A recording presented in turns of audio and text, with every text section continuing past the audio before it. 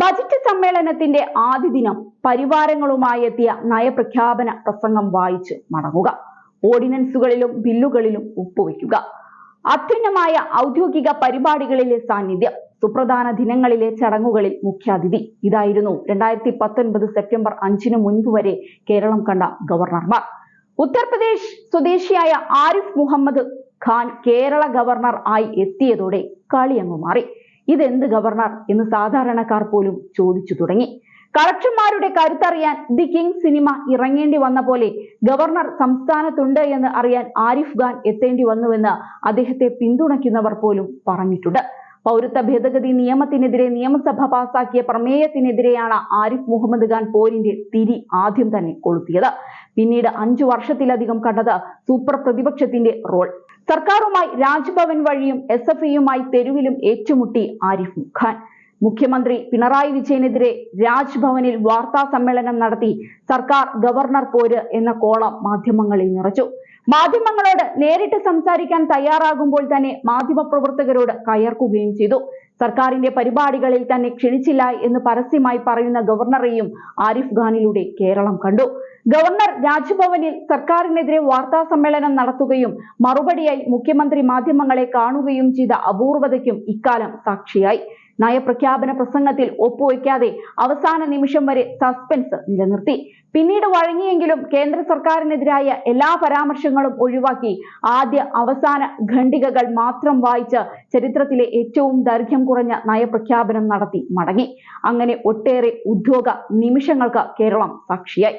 സർവകലാശാലകളിലെ ഇടപെടൽ പരിധി വിടുന്നുവെന്ന് മനസ്സിലാക്കിയ സർക്കാർ VC നിയമനത്തിൽ ഗവർണർക്കുള്ള അധികാരം എടുത്തുകളയുന്ന ബില്ല് നിയമസഭയിൽ പാസാക്കി.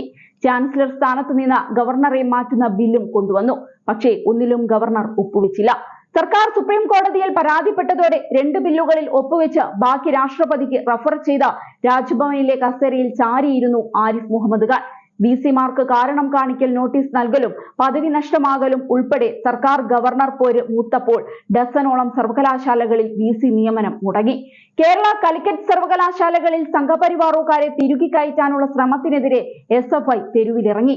പ്രതിഷേധം നേരിടാൻ ഗവർണർ തെരുവിൽ തന്നെ കസേര വലിച്ചിട്ടു. SFI പ്രവർത്തകരെ ഗുണ്ടകളെന്നും ക്രിമിനലുകളെന്നും വിളിച്ചത് പ്രതിഷേധം ആളിക്കത്തിക്കാൻ ഇടയാക്കി.